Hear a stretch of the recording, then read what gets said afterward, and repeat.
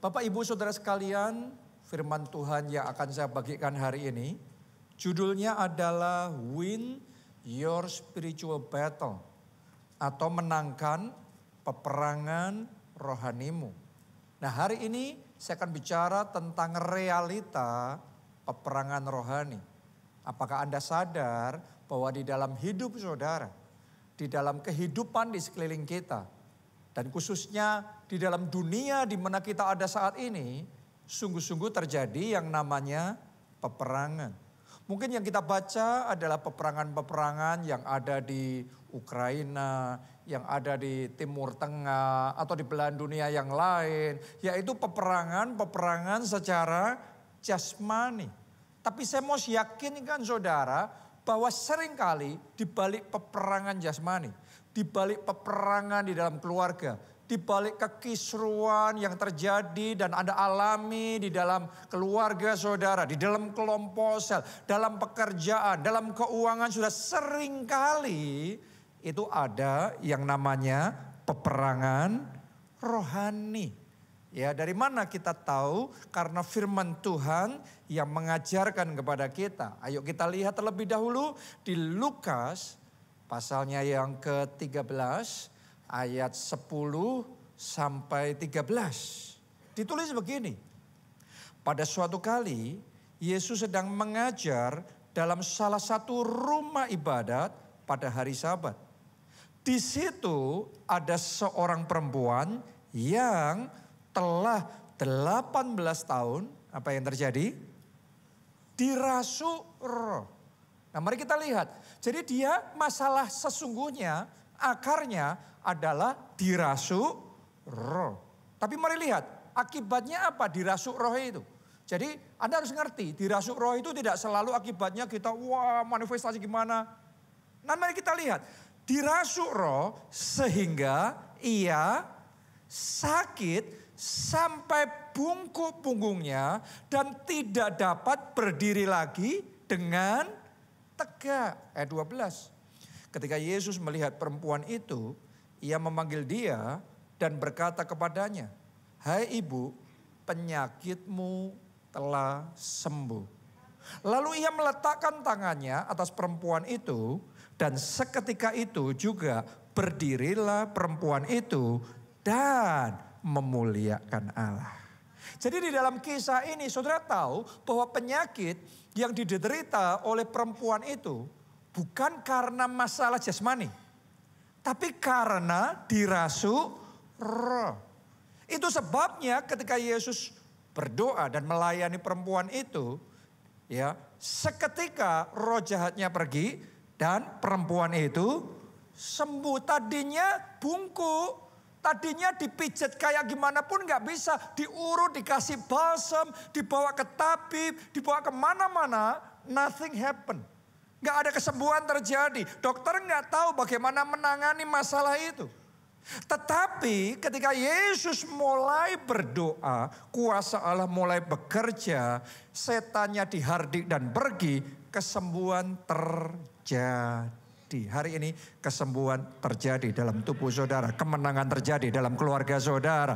Kemenangan terjadi di dalam pekerjaan saudara. Kita kasih tepuk tangannya pula yang paling meriah buat Tuhan kita. Jadi sadarilah bahwa ada yang namanya realita peperangan rohani. Ada penyakit yang disebabkan oleh peperangan rohani. Karena ada roh jahat. Ada kekisruan keluarga.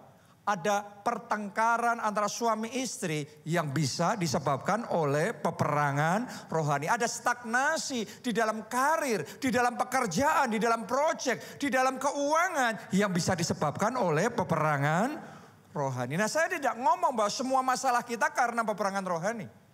Saya tidak ngomong bahwa semua sakit penyakit disebabkan karena peperangan rohani. Penyakit pun Anda tanya sama dokter, penyakit yang sama, tapi penyebabnya bisa beda-beda.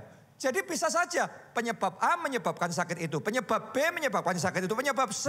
Nah, salah satu penyebabnya masalah-masalah itu adalah peperangan rohani. Jadi kita harus sadar dalam hidup kita, ketika kita menghadapi tantangan, ketika kita menghadapi masalah, radar kita harus naik. Apakah ini disebabkan karena ada peperangan rohani, karena ada serangan-serangan dari roh jahat seperti yang dialami oleh perempuan itu.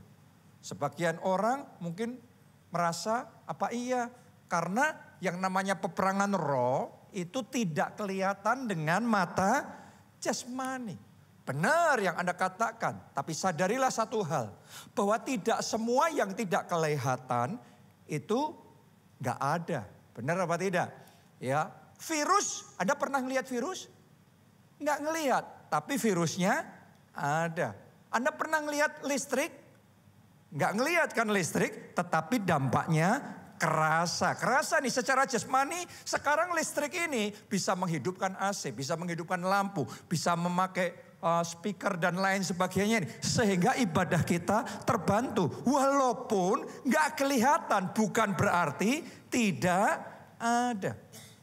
Itulah realita yang namanya peperangan rohani. Nah, kali ini saya ingin ajak saudara untuk membaca pengalaman Daniel ketika peperangan rohani itu terjadi.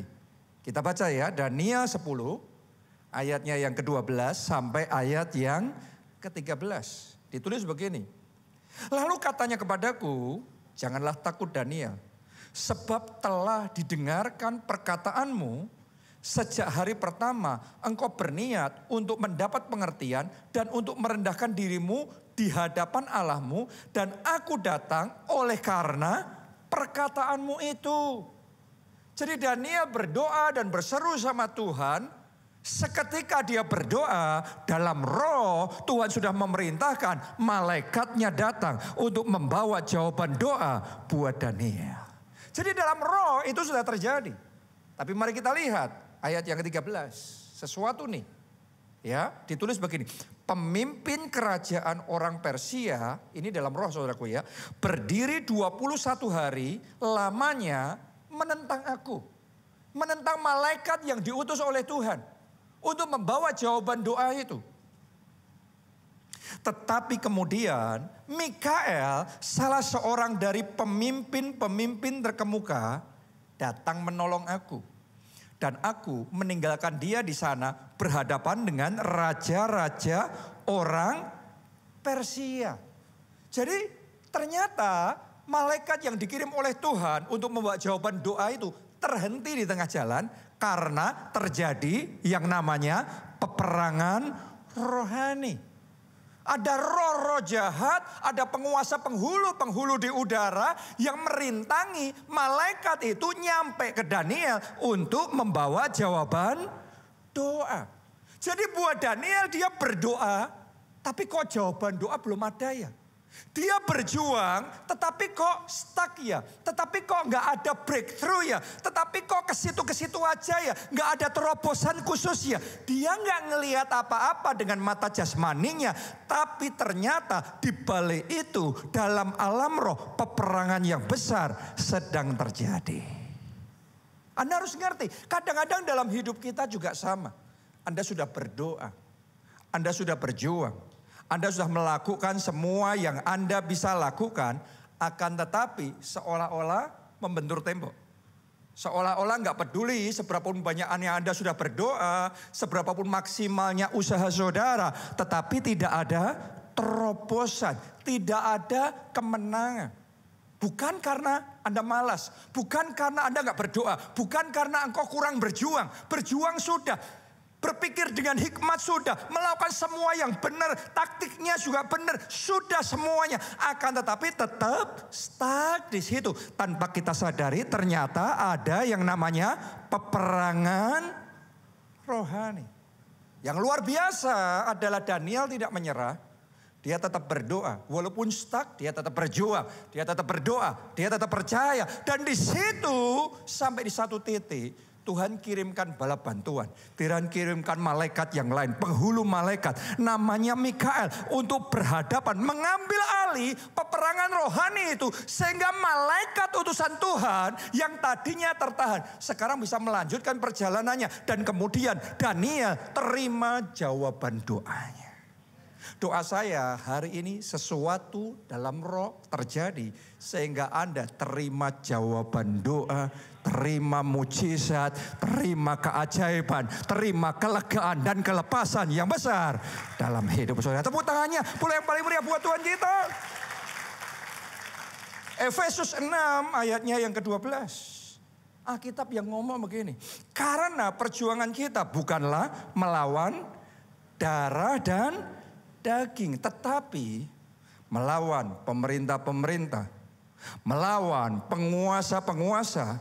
Melawan penghulu-penghulu dunia yang gelap ini. Yaitu melawan siapa? Roh-roh jahat di udara. Jadi Bapak Ibu Saudara sekalian, kadang-kadang kita harus sadar yang kita hadapin bukan darah dagingnya. Musuhnya kita bukannya pasangan kita.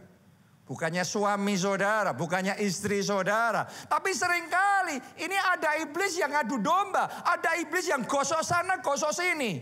Ngacau supaya terjadi yang namanya kesalahpahaman. Supaya pernikahan kita jadi morat-marit. Supaya kekacauan terjadi di dalam keluarga kita.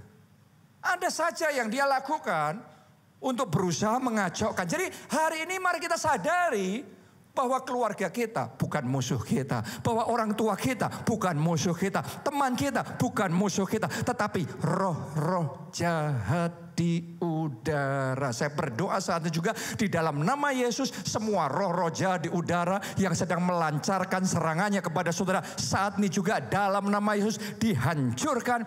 Dipatahkan serangan-serangannya. Digagalkan. Bahkan saat ini aku deklarasikan untuk hidupmu. Kemenangan terjadi. Tepuk tangannya boleh yang paling meriah buat Tuhan kita. Kalau lagi seperti itu, ayo gabungkan iman, doa bersama-sama. Karena itu peperangan dalam hidup saudara. Kalau kita menggabungkan iman bersama-sama, kuasanya besar, urapannya besar, akan ada terobosan terjadi. Amin. Malaikat yang sama yang tadinya dihalangi oleh roh-roh jahat itu, tapi dapat bala bantuan malaikat yang lain. Berarti ada kesatuan, ada kerjasama, kekuatannya lebih besar. Tadinya dia nggak bisa melanjutkan perjalanannya. Tapi sekarang dia bisa lanjut. Banyak orang nggak bisa going to the next level. Masuk ke level berikutnya dalam hidupnya. Karena cuma berjuang sendiri. Tahukah saudara, di dalam kesatuan ada kuasa yang lebih besar. Di dalam kebersamaan ada kuasa yang lebih besar. Dan sementara firman Tuhan disampaikan ini kesempatan Anda nggak berjuang sendiri. Ini kesempatan Anda nggak berperang sendiri. Di dalam peperangan rohani, ini momennya kita satukan hati, kita satukan iman, bersama-sama berjuang. Kita lepaskan kuasa Tuhan dan kemenangan besar terjadi. Haleluya. Jadi realita peperangan rohani itu nyata. Dan kita harus belajar untuk menyadari itu. Saya mau sampaikan sama saudara, momen peperangan rohani itu kalau bahasanya saya momen tarik-tarikan. Oke, momen di mana yang namanya petinju naik ring, maka di dalam pertandingan tinju dari pihak kita meninju, tapi dari pihak lawan juga akan melancarkan tinju juga. Jadi kalau petinju naik ring tinju, kita harus siap. Di satu sisi kita menyerang, di sisi yang lain akan ada serangan dan itu wajar. Kalau Anda diserang, kalau ada panah-panah berapi si jahat, kalau ada masalah-masalah yang diluncurkan untuk mengacaukan hidup saudara, itu memang pekerjaan iblis. Dalam peperangan rohani. Suatu kali Tuhan Yesus punya misi untuk menyelamatkan orang gila di Gerasa. Anda masih ingat gak kisah yang sangat terkenal itu? Nah karena itu dia naik perahu bersama dengan murid-muridnya untuk sampai ke seberang. Dan di situ misinya Tuhan menyelamatkan jiwa. Membebaskan orang gila dari Gerasa supaya mengalami kelepasan yang luar biasa. Tapi tahukah saudara, Alkitab mencatat di tengah perjalanan. Danau itu tadinya stabil, semuanya baik-baik saja. Tapi tiba-tiba ditulis begini, sekonyong-konyong mengamuklah angin ribut di danau itu. Sehingga perahu itu ditimbus. Ditimbus itu dipukul oleh gelombang ombak itu.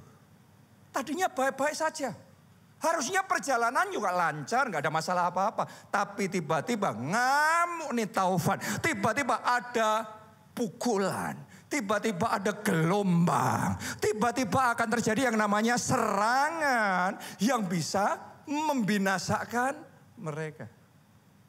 Apakah saat ini ada di antara saudara yang sedang merasakan yang namanya pukulan itu? Anda sedang merasakan ada yang namanya serangan itu. Mungkin engkau belum menyadari secara 100% kalau itu adalah peperangan rohani. Sebagian orang cuma berpikir itu kebetulan. Sebagian orang belum mengembangkan kepekaan sehingga nggak ngerti. Bahkan diserang pun nggak ngerti. Dipikir ini masalah biasa. Hari ini sadarlah bahwa selalu saja ada hal-hal yang seperti ini. Yesus pun juga ngalamin.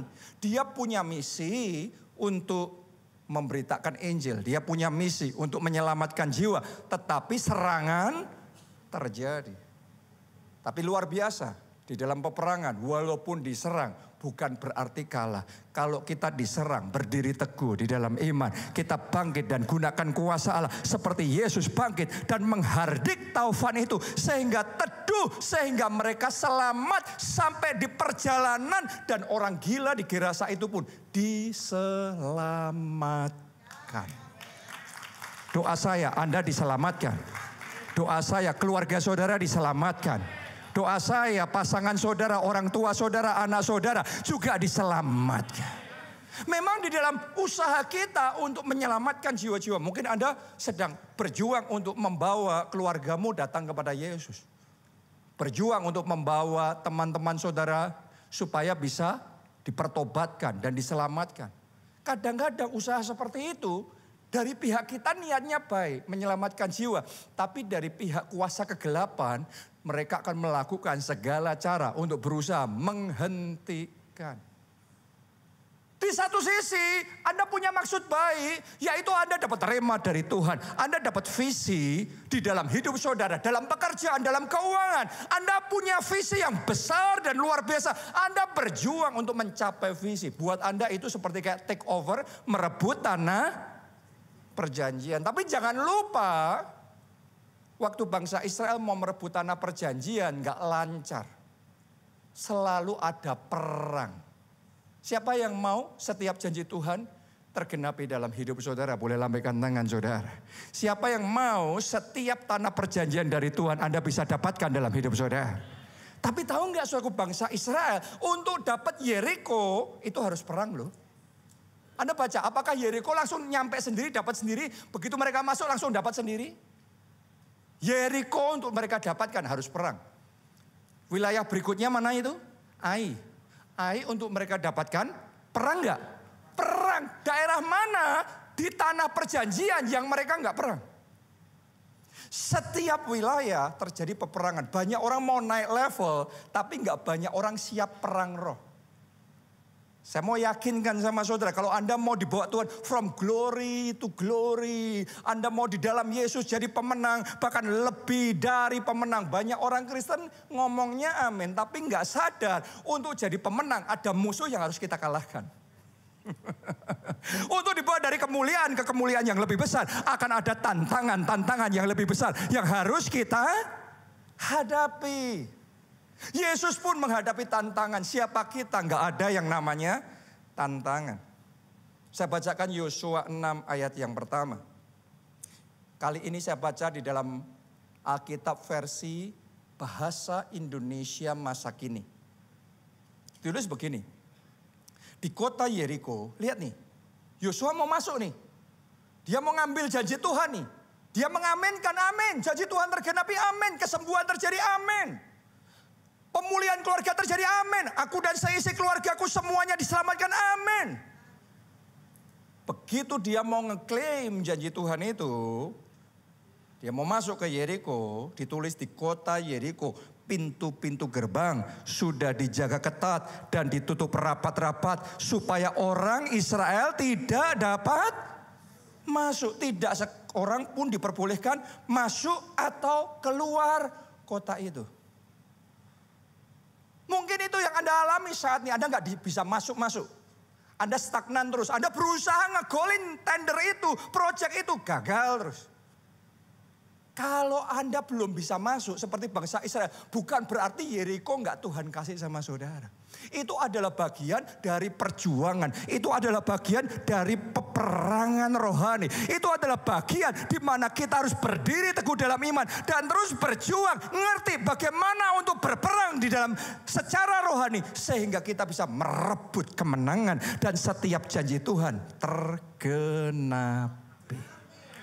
Mulai hari ini saya berdoa setiap janji Tuhan tergenapi dalam hidup saudara. Mulai hari ini saya berdoa Anda tidak mengambil kesimpulan bahwa kalau Anda sedang stagnasi, kalau pintumu sedang tertutup. Banyak orang Kristen salahnya kalau pintunya tertutup ngomongnya adalah oh mungkin bukan dari Tuhan. Anda bayangin kalau waktu itu Yosua dan bangsa Israel mau ngambil Yeriko terus ditutup pintu stuck semuanya. Dan mereka ngomong ups mungkin saya salah dengar dari Tuhan. Mungkin ini bukan dari Tuhan, maka mereka melewatkan berkat mereka. Banyak orang Kristen gak bisa punya kemenangan. Banyak orang Kristen gak punya kesaksian. Kenapa? Karena salah berpikir. Tahukah saudara saat iblis sedang menutup pintumu rapat-rapat di dalam pekerjaanmu, di dalam karirmu, di dalam perjuanganmu, di dalam pelayanan. Mungkin di balik pintu yang tertutup rapat itu ada berkat yang terbesar. Ada tanah perjanjian yang luar biasa yang Tuhan mau berikan kepada saudara. Jadi hari ini, seri khotbah bulan ini, remanya apa? Take over. Ayo bangkit dan rebut janji Tuhan. Jangan pasif, rebut kesembuhan saudara. Bukan hanya menunggu kesembuhan saudara. Rebut kemenangan saudara. Amin. Rebut keselamatan buat seisi keluarga saudara. Setiap janji Tuhan kita harus perjuangkan. Walaupun ada yang namanya tantangan, walaupun ada yang namanya rintangan, walaupun ada yang namanya peperangan. Kalau Anda mau win big, menang besar dalam bisnis, selalu ada perangnya. Anda mau lebut teritori, selalu akan ada berhadapan dengan yang namanya penguasa di teritori itu. Tapi dengarkan baik-baik, jangan takut dan jangan gentar. Kita tidak berperang sendiri. Dengarkan baik-baik, saudara punya Tuhan yang besar. Namanya Immanuel. Dia Allah yang beserta dengan kita. Dia akan memimpin kita. Bahkan dia akan maju bersama dengan kita. Dia akan berperang bagi kita. Dan dia akan memberikan kemenangan gilang gemilang kepada saudara dan saya. Anda percaya? Kalau Anda percaya janji Tuhan itu jadi dan janji Tuhan itu tergenapi di dalam kehidupan saudara. Amin. Nah sekarang pertanyaannya, siapa di sini mau tahu how to win? Bagaimana menang perang?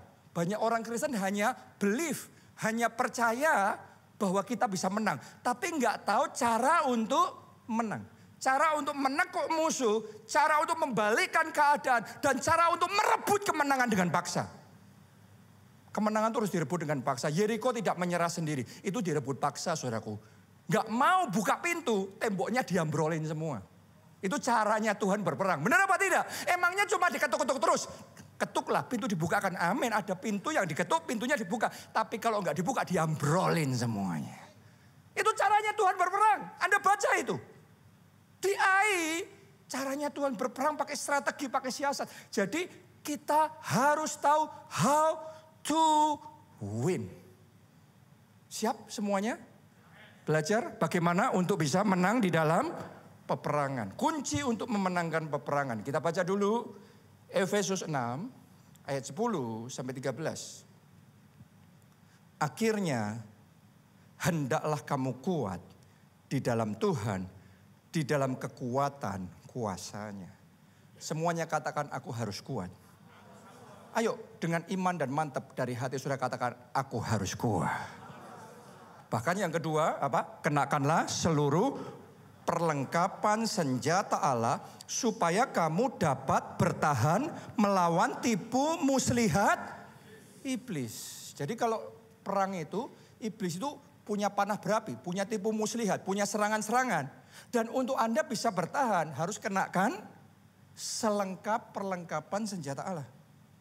Ayat 12, karena perjuangan kita bukanlah melawan darah dan daging, tetapi melawan pemerintah-pemerintah, melawan penguasa-penguasa, melawan penghulu-penghulu dunia yang gelap ini, melawan roh-roh jahat di udara. Ayat 13, sebab itu ambillah seluruh perlengkapan senjata Allah, supaya kamu dapat mengadakan perlawanan. Semuanya katakan perlawanan. Semuanya lebih kuat katakan perlawanan. Pada hari yang jahat itu, dan tetap berdiri sesudah kamu menyelesaikan segala sesuatu. Kalau ada hari yang jahat, ada pertempuran yang besar terjadi, yang tetap berdiri itu artinya yang menang. Dan itu akan jadi kesaksian saudara. Anda akan tetap berdiri sebagai pemenang. Tepuk tangannya boleh paling meriah buat Tuhan kita. Sekarang kita belajar ya. How to win. Nomor 1, tadi kita sudah baca di ayat itu. Pastikan hidupmu kuat di dalam Tuhan. Hendaklah kamu kuat di dalam Tuhan. Di dalam kekuatan kuasanya. Karena kalau saudara perang, Anda lemah, Anda nggak bisa menang perang. Dalam peperangan, salah satu yang paling menentukan kemenangan adalah kita kuat atau lemah.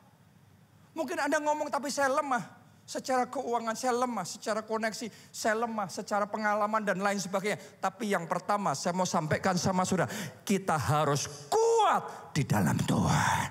Kita harus kuat di dalam roh kita. Kita harus kuat di dalam iman kita. Kita harus kuat nempel sama Tuhan. Itu nomor 1 dulu. Ibaratnya saudaraku, iman itu seperti kayak di dalam bela diri, itu kayak kuda-kuda. Oke, Anda kalau belajar bela diri, sebelum Anda diajarin menyerang, meninju, atau memukul, maka saudara akan diajarin untuk apa? Kuda-kuda, diajarin untuk bertahan dulu. Karena orang bisa meninju, memukul, kalau kuda-kudanya lemah, sekali musuhnya sekali gebrak, dia rebah. Tapi kalau pertahanannya kuat, mau musuhnya menggebrak seperti apapun, kita kokoh. Makanya Alkitab ngomong, 1000 rebah di kiri, selaksa rebah di kanan. Tapi kita kokoh. Hari ini, dalam imanmu engkau kokoh. Dalam hatimu engkau kokoh. Dalam hubungan pribadimu dengan Tuhan engkau kokoh. Tidak tergoyahkan apapun serangan yang terjadi, yang dilancarkan oleh musuh kepada saudara. Anda kokoh, Anda kuat. Tidak bisa diteroboskan. Dan Anda kuat di dalam kuasa Tuhan. Amin. Dalam hidup saya, kalau saya lagi menghadapi peperangan, serangan yang besar, goncangan yang besar, karena seringkali dalam hidup kita ada momen-momen tertentu akan ada goncangan besar, serangan besar, masalah besar yang kita hadapi. Nah, saat saya ngadepin gitu, saya tahu yang harus saya pastikan pertama adalah saya kuat dulu di dalam. Saya kuat dulu di dalam roh. Saya kuat dulu di dalam iman. Karena kalau di dalamnya sudah roboh, walaupun di luarnya masih ketawa, tapi no strength. Gak ada yang namanya kekuatan untuk kita bisa berhadapan musuh. Kayak Daud kecil ngadepin Goliat besar, tapi di dalamnya harus kuat dulu. Anda paham gak yang saya maksudkan? Nah, untuk di dalamnya kuat saat kita digoncang, misalnya ada kabar-kabar kisruh, kerusuhan, COVID-19, pandemi. Nanti goncangan apa lagi? Dunia ini belum berhenti. Saudara, saya yakinkan Anda, dunia ini sudah diprogram ya dari waktu ke waktu. Akan ada goncangan lagi, akan ada serangan lagi, akan ada masalah, gejolak yang lebih besar lagi, apa-apa lagi. Orang kalau belum belajar menguatkan imannya di dalam Tuhan, selalu begitu dengar berita apa lagi, goyang, takut, panik, rontok. Yang kayak gini nggak pernah bisa menang. Nanti pemikirannya cuma main aman, sembunyi. Pemikirannya cuma keputusannya akan dipengaruhi jadi mengkerut kecil karena ketakutan. Diam-diam merayap dan menguasai hatinya. Yang kayak gini gak bisa menang perang. Ketika saya dikuasai hati saya takut, saudaraku, kadang-kadang ngalami juga. Karena manusia, Yesus pun waktu mau disalib, dia juga bergumul dengan yang namanya ketakutan. Semua orang ngalami itu. Waktu dia bergumul, sampai Alkitab mencatat, itu dia mengeluarkan tetes darah keringatnya. Karena itu pergumulan gejolak batin. Orang belum bisa perang eksternal kalau belum menang perang internal. Saat saya lagi perang internal melawan ketakutan, melawan gejolak hati saya sendiri, saya belum mau banyak bicara di luar. Saya masuk ke kamar doa. Saya datang sama Tuhan di dalam doa. Dan saya mulai pilih mendengarkan dan mengisi diri saya dengan firman Tuhan yang membangkitkan iman. Firman Tuhan yang menguatkan hati saya. Firman Tuhan yang mengobarkan keberanian. Dan saya nggak cuma dengerin satu khotbah hari Minggu terus sudah. No, hari demi hari. Tiap hari saya bisa berjam-jam. Karena itu perang batin, perang internal itu lebih penting dulu. Oke, ketika saya mulai mengisi diri saya berjam-jam di dalam firman Tuhan, dalam doa dan firman, saya bisa merasakan. Saya dengar kesaksian-kesaksian, saya dengar firman, saya dengar cerita-cerita yang membesarkan hati. Itu kerasa beneran, hati yang tadinya dicekam ketakutan, ketakutannya mulai terkikis.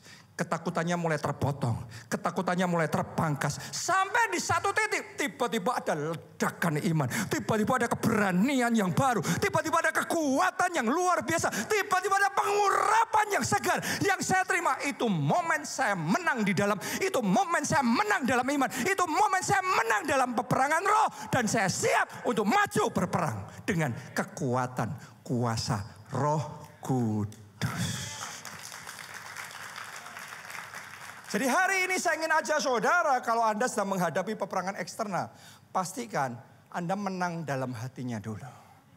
Anda menang secara internalnya dulu. Oke, jangan berperang maju menghadapi masalah dengan hati yang masih gejolak.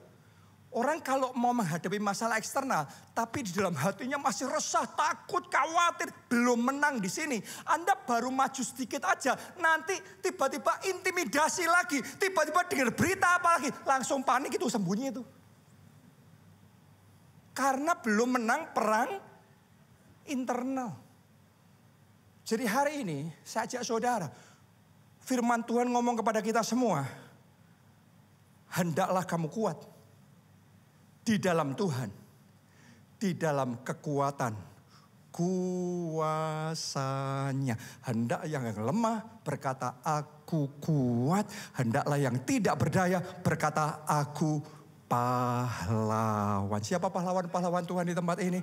Siapa yang penuh dengan kuasa Roh Kudus? Tepuk tangannya boleh yang paling meriah buat Tuhan kita. Yang kedua, tapi firman Tuhan mengajarkan kita how to win adalah kita harus diperlengkapi dengan segenap perlengkapan senjata Allah. Supaya bisa apa tadi? Bertahan menghadapi tipu muslihat iblis. Jadi kita bicara tentang perlengkapan senjata Allah. Topeng keselamatan, ada perisai iman, baju zirah, sampai kasut. Dari atas sampai bawah Tuhan ngomong kenakan yang lengkap. Karena Anda nggak tahu di dalam peperangan, iblis itu mengarahkan panah berapinya ke atas, ke tengah, ke bawah, ke sisi yang kiri, ke sisi yang kanan. Anda nggak ngerti. Yang pasti iblis akan cari celah. Anda harus tahu semua petinju yang pinter, kalau mau naik ring, pasti mempelajari titik lemah musuhnya. Oke, ini kelemahannya di mana nih? Dan di kelemahannya itu yang dihajar terus. Karena itu Tuhan firman Tuhan mengingatkan kita hari, kenakan selengkap senjata Allah, perlengkapi diri saudara sehingga Anda bisa bertahan menghadapi serangan iblis, tipu daya iblis. Saya mau ngomong begini sama saudara, kenapa kok itu penting? Karena itu adalah defense di dalam peperangan. Kita tidak hanya mempedulikan serangan, untuk kita menang, defense-nya, pertahanannya harus kokoh di dalam perjuangan. Anda harus tahu, kalau Anda mau merebut Yeriko, Anda mau merebut Ai, Anda mau merebut setiap janji Tuhan, Anda harus mempetakan, oke, dalam perjalanan ini, peperangan ini, pertandingan ini, titik-titik mana saja yang musuh bisa pakai untuk nyerang balik saya. Dan Anda perkokoh itu berlapis-lapis. Oke, misalnya saudara mau merebut kesehatan, kesembuhan dan kesehatan ilahi. Tapi kalau Anda buka celah terus, makannya nggak dijaga, Makanya terus yang berlemak, terus yang manis-manis. Jangan heran, dengan sangat mudah itu adalah celah yang dipakai oleh iblis untuk melancarkan serangan sakit penyakit, menghancurkan kesehatan saudara. Anda harus petakan. Ini adalah war. Ada orang mungkin kelemahannya bukan di makanan. Ada orang kelemahannya adalah di menjaga emosional hatinya. Ya, karena hatinya sebentar-bentar guncang. Stres, frustrasi. Orang yang stres, orang yang terus ada di dalam emotional feeling yang negatif, pada akhirnya emosi yang negatif itu jadi celah yang akan dipakai iblis untuk melancarkan serangan di dalam kesehatan saudara. Tutup celah itu. Bisa jadi celahnya dosa, tutup celah itu. Bisa jadi celahnya di bidang apapun. Firman Tuhan ngomong, kenakanlah selengkap senjata. Anda petakan kalau perang, kalau mau bertanding, petakan nih. Musuhnya mau menghabisi kita dari mana. Dan di semua celah-celah itu, tutup celah. Kalau saya mau menjalankan satu proyek, kita cover dulu. Urusannya di celah-celah mana ini? Ada orang yang gak suka bisa membatalkan proyek kita. Bisa mengganjal kita. Kita cover semuanya. Sehingga orang tidak menemukan celah yang benar untuk bisa menyerang kita. Oke, di dalam kehidupan rohani juga sama. Saya mau ngomong sama saudara. Kenakan selengkap perlengkapan senjata Allah. Karena itu di gereja kita mengenal yang namanya SPR. Singkatan dari skema perjalanan rohani. Anda diajari, pertama kali ikut Tuhan, Anda harus mulai bertumbuh. Ada step-step pertumbuhannya. Komitmen dalam gereja lokal. Komitmen di dalam ibadah minggu seperti ini. Komitmen di dalam kelompok sel. Gak cukup sampai di situ, ayo dibaptis air. Kita selalu akan dorong saudara. Ayo melangkah untuk terlibat pelayanan. Benar? Ayo ikut SOM. Ayo ikut retreat encounter ISBC. Kenapa? Karena di dalam semua program-program itu ada perlengkapan senjata Allah yang kita akan terima impartasinya, diinstal dalam hidup kita sehingga kita ready. Musuh mau nyerang dari manapun, iman kita berakar, iman kita bertumbuh dan iman kita berbuah dengan lebat untuk kemuliaan Tuhan. Tepuk tangannya boleh yang paling meriah buat Tuhan. Jadi saya mau ngomong sama saudara, nggak cukup kita hanya ibadah minggu seperti ini. Anda merasa sudah ibadah minggu, itu seperti kayak orang yang maju berperang. Oh yang penting punya pedang aja. Tapi kita harus punya perisai iman, kita harus punya ketopongnya, kita harus punya segenap perlengkapan senjata Allah. Jadi yang belum dibaptis, Anda dibaptis. Yang belum ikut SOM, Anda ikut SOM. Ayo Anda gabung kelompok sel. Di momen-momen itu kita impartasinya, kita belajar mengenakan perlengkapan senjata Allah. Supaya engkau bertahan menghadapi tipu muslihat iblis.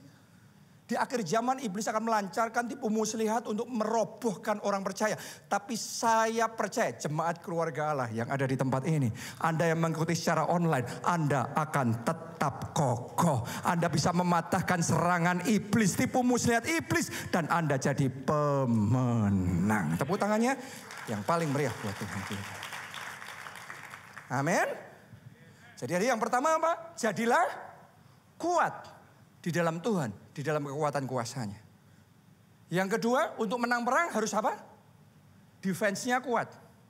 Benar? Kenakan segenap senjata Allah. Yang ketiga, untuk menang perang jangan cuma defense terus. Jangan bertahan terus. Bertahan harus, tapi harus berani menggebrak. Harus berani menyerang. Saya yakinkan saudara, Daud menang perang melawan Goliat bukan karena bertahan aja. Pokok aku gak nyerang ya, aku gak nyerang ya. Terus bertahan, no. Saat Daud menghadapi Goliat, Alkitab mencatat, Goliat maju mendatangi Daud. Berarti mau nyerang nih. Ketika diserang, lihat itu. Caranya Daud merebut kemenangan gimana? Apakah ketika diserang terus sembunyi? Alkitab mencatat, Daud berlari menghadapi Goliat. Itu pemenang. Jadi selama dalam hidup kita, kalau menghadapi masalah, menghindar, menghadapi masalah, sembunyi, gak ada harapan bisa menang. Hari ini bangkit tentara Allah. Bangkit para pahlawan-pahlawan iman. Alkitab ngomong tunduklah pada Allah. Tunduk itu sama Allah. Tapi sama iblis, Alkitab ngomong gini, lawan iblis. Ia akan lari daripadamu. Lawan masalah saudara, lawan sakit penyakit saudara, lawan tantangan yang ada di depan saudara, lawan raksasa-raksasa yang menghalangi saudara untuk bisa mendapatkan janji Tuhan. Lawan masalah saudara, maka akan ada kemenangan. Amin, haleluya. Jadi kita harus berani bangkit untuk melawan. Ya, bukan cuma pasif nunggu dipromosikan. Anda merangsek maju, rebut promosi saudara. Bukan cuma nunggu tiba-tiba terus keluarga kita dijamain Tuhan sendiri-sendiri. Terus kemudian minta dibaptis masing-masing. No, Anda bersaksi, Anda berjuang, Anda berdoa, Anda usahakan gimana caranya supaya satu demi satu keluargamu dijamah oleh Roh Kudus. Mereka buka hati, mereka percaya, mereka diselamatkan. Itu berjuang, gak pasif. Dalam pekerjaan gak ada orang yang pasif, yang gak ngapa-ngapain nanti tiba-tiba sukses sendiri. No, orang yang sukses itu ngerebut kesuksesannya. Generasi Yosua adalah generasi yang merebut tanah perjanjian, bukan nunggu tanah perjanjian. Kalau Anda selama ini masih nunggu janji Tuhan, ini waktunya Anda bangkit merebut janji Tuhan. Merebut setiap wilayah, merebut Yeriko, merebut Ai, merebut setiap kemenangan-kemenangan yang sudah dijanjikan Tuhan dalam hidup saudara. Ayo berjuang pahlawan-pahlawan Allah. Ayo maju, lawan si iblis, ia akan lari daripadamu. Masalah itu harus dihadapin, dilawan. Maka kita akan disertai Tuhan. Dan kita akan melihat kemenangan yang luar biasa. Nah, baru-baru ini saudaraku, kita juga lagi menghadapi masalah. Biasanya kalau masalah nggak pernah saya ceritakan seperti ini. Gereja kita sudah pernah menghadapi masalah. Di Jogja baru buka, nggak lama diprotes, di demo, dipaksa tutup. 3-4 minggu buka harus tutup. Tapi nggak ada jemaat yang tahu, nggak pernah ngomong kayak gini. Kita duduk santai, kelihatannya santai, tapi kita fight so hard. Kita lawan itu. Butuh 3-4 bulan. Gereja yang sudah ditutup itu buka lagi. Bukan cuma buka. 1 tahun kemudian kita dapat izin resmi permanen gereja selamanya. Satu tempat kita yang lain lagi mau mulai, langsung dari perangkat pemerintahnya, dari warganya puluhan tanda tangan menolak kita. Orang berpikir kalau sudah ditolak ya kenyataannya ditolak. Tapi saya belajar waktu Yeriko pintunya tertutup, itu momen kita semangat. Bukan momen kita putus asa dan berpikir kiamat nih sudah habis nih, gak ada harapan, ditolak semuanya. Tahu gak saudaraku, Anda kan dulu pernah dalam hidup saudara, Anda pertama ngomong no terus jadi yes. Emangnya gak bisa orang dari no jadi yes?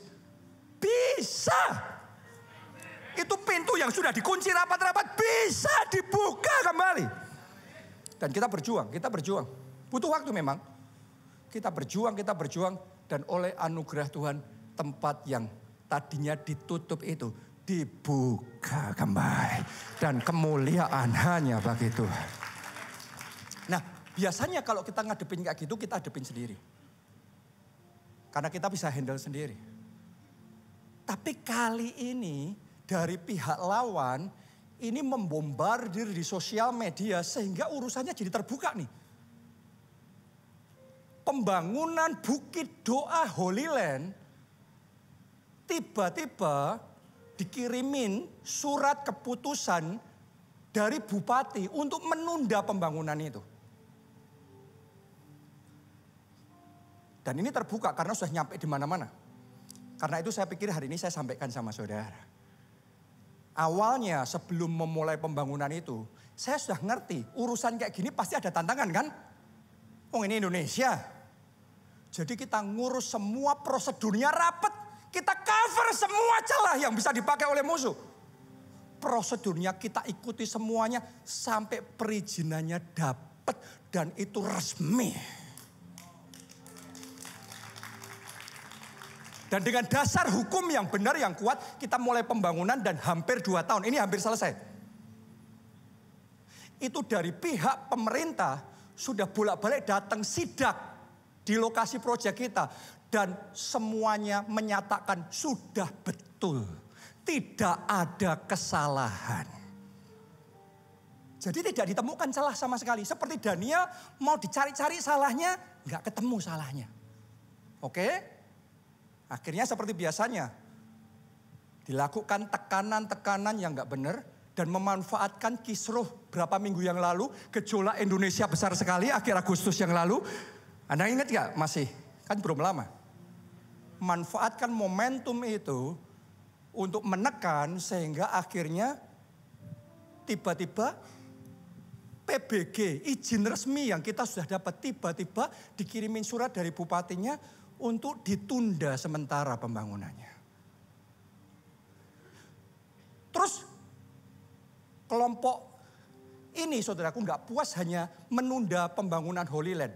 Mereka mau menunda, mereka mau membatalkan pembangunan panti asuhan. Panti asuhan aja dimasalahin. Dan semuanya mau dibatalin semuanya. Ya. Dan ini dibuat terbuka sama mereka. Berapa minggu yang lalu ketika ini pertama kali muncul, saya ngomong sama para leader. Saya belum ngomong sama jemaat. Ayo kita doa puasa. Ayo kita doa puasa. Dan mereka mulai buat konten-konten untuk menggalang massa, mengganjal kita. Tapi yang luar biasa gini, videonya yang membuat mereka di channelnya mereka sendiri, dengan narasinya mereka, tapi waktu kolom komennya muncul, se-Indonesia termasuk mayoritas mendukung kita dan menyalahkan mereka. Menyalahkan bupatinya yang bisa memihak ke intoleran. Dan ini jadiin gede urusannya. Di blow up lebih lagi sama mereka. Tapi yang luar biasa kalau angin Roh Kudus sudah berhembus, tiba-tiba Tuhan memunculkan bukan cuma satu, beberapa dan semakin banyak influencer yang mengangkat kasus ini. Dan semakin dibawa di kasus lebih besar. Se-Indonesia membela dan membenarkan kita semuanya. Menyalahkan pemerintah daerahnya dan oknum-oknum intolerannya itu. Karena itu hari ini saya ingin sampaikan sama saudara hal ini. Wajar peperangan rohani. Bukan barang baru. Yang penting apa? Bangkit dalam doa. Saya ajak saudara, doa orang benar bila dengan yakin didoakan besar kuasanya. Katakan amin, tepuk tangannya yang paling meriah buat Tuhan kita. Saya mau ajak saudara sebagai satu kesatuan gereja, kita gandeng tangan dan kita doa bersama-sama. Bahkan kalau saya juga bisa ajak saudara, ayo bantu menyuarakan ini bersama-sama. Bantu dengan channel saudara, bantu dengan kenalan kedudukan saudara untuk memperjuangkan ini bersama-sama. Goalnya surat keputusan penundaan itu harus dicabut dan pembangunan Bukit Doa Holy Land lanjut kembali, jalan dengan lancar sampai selesai dan penuh dengan kemuliaan Tuhan. Ayo bangkit berdiri semuanya. Tepuk tangannya yang paling meriah. Aku punya Tuhan yang besar, yang telah berjanji dan sanggup menggenapi imanku bersepakat percaya kuasa-Mu. Ku terima sekarang kemenangan dan lambaikan tanganmu, katakan aku punya Tuhan. Aku punya Tuhan yang besar, yang telah berjanji dan sanggup menggenapi imanku bersepakat percaya kuasa-Mu. Ku terima sekarang kemenangan dan terima. Anda percaya ada kemenangan dari Tuhan? Ada kemenangan buat saudara dan saya. Ada kemenangan buat gereja kita. Ayo ambil waktu 1-2 menit, kita masuk dalam roh, dalam peperangan rohani untuk menghancurkan setiap serangan roh jahat. Angkat 2 tangan saudara yang bisa bahasa roh. Ayo bahasa roh. Semuanya masuk di dalam doa. Ayo bahasa roh. Horataka pasyarataka pasyarataka pasyarataka. Horataka pasyarataka pasyarataka. Sekirataka pasyarataka pasyarataka. Horataka pasyarataka pasyarataka lapasye.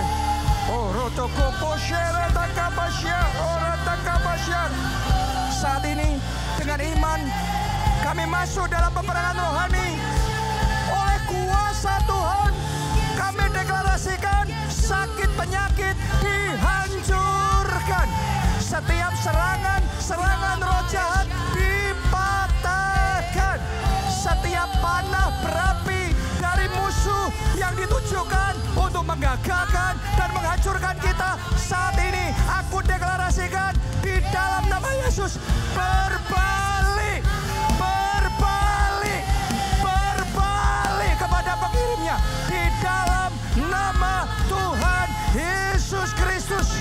Dan saat ini aku deklarasikan kemenangan terjadi, pemulihan keluarga terjadi, kesembuhan terjadi, keselamatan Anda dan seisi keluarga besar terjadi.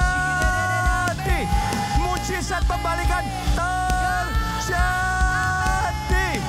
Sebab kita punya Tuhan yang besar. Mari bersama-sama katakan, aku punya Tuhan yang besar.